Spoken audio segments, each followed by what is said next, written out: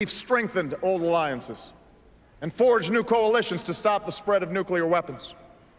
We've reasserted our power across the Pacific and stood up to China on behalf of our workers.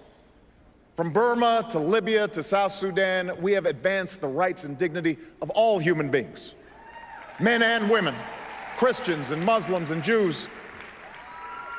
But for all the progress that we've made, challenges remain. Terrorist plots must be disrupted. Europe's crisis must be contained. Our commitment to Israel's security must not waver, and neither must our pursuit of peace. The Iranian government must face a world that stays united against its nuclear ambitions. The historic change sweeping across the Arab world must be defined not by the iron fist of a dictator or the hate of extremists, but by the hopes and aspirations of ordinary people who are reaching for the same rights that we celebrate here today. So now we have a choice. My opponent and his running mate are new to foreign policy. But from all that we've seen and heard, they want to take us back to an era of blustering and blundering that cost America so dearly. After all, you don't call Russia our #1 enemy, not Al-Qaeda, Russia, unless you're still stuck in a Cold War mind warp.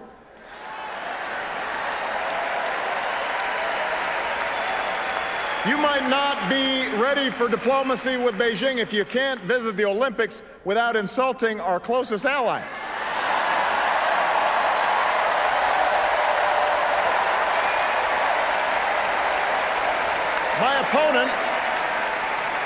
My opponent said that it was tragic to end the war in Iraq, and he won't tell us how he'll end the war in Afghanistan. Well, I have, and I will. And while my opponent would spend more money on military hardware that our Joint Chiefs don't even want, I will use the money we're no longer spending on war to pay down our debt and put more people back to work, rebuilding roads and bridges and schools and runways, because after 2 wars that have cost us thousands of lives and over $1 trillion, it's time to do some nation building right here at home.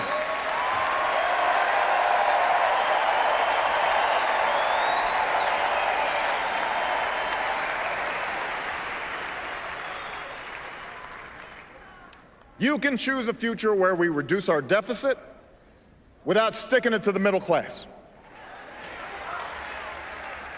Independent experts say that my plan would cut our deficit by $4 trillion.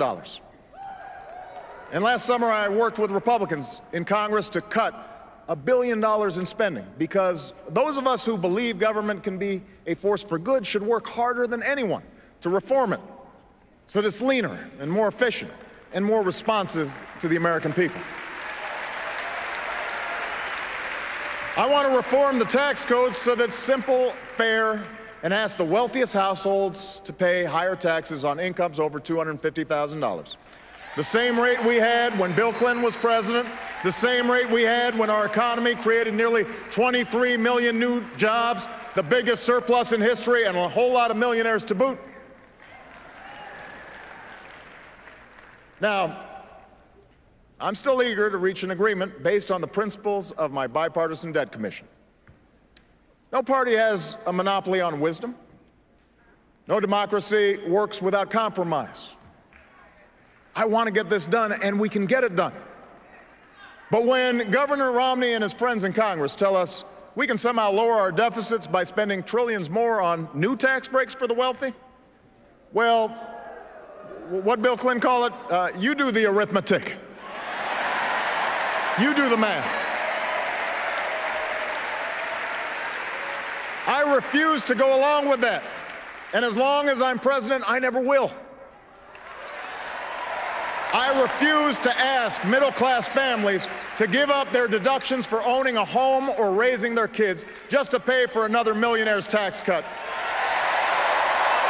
I refuse to ask students to pay more for college or kick children out of Head Start programs to eliminate health insurance for millions of Americans who are poor and elderly or disabled. Also, those with the most can pay less. I'm not going along with that.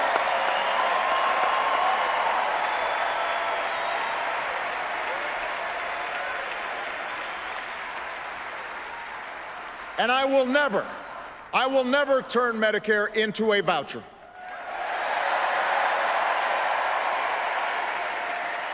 No American should ever have to spend their golden years at the mercy of insurance companies.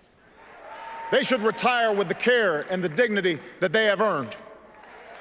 Yes, we will reform and strengthen Medicare for the long haul, but we'll do it by reducing the cost of health care, not by asking seniors to pay thousands of dollars more.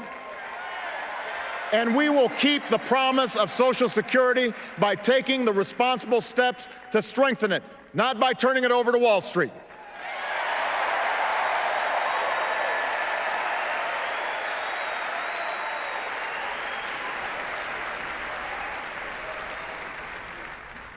This is the choice we now face. This is what the election comes down to. Over and over, we've been told by our opponents that bigger tax cuts and fewer regulations are the only way. That since government can't do everything, it should do almost nothing. If you can't afford health insurance, hope that you don't get sick. If a company releases toxic pollution into the air your children breathe, well, that's the price of progress. If you can't afford to start a business or go to college, take my opponent's advice and borrow money from your parents.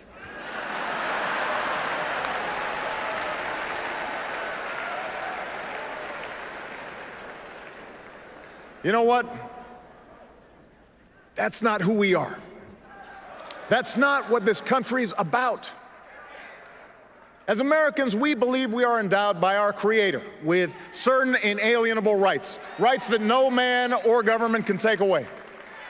We insist on personal responsibility, and we celebrate individual initiative.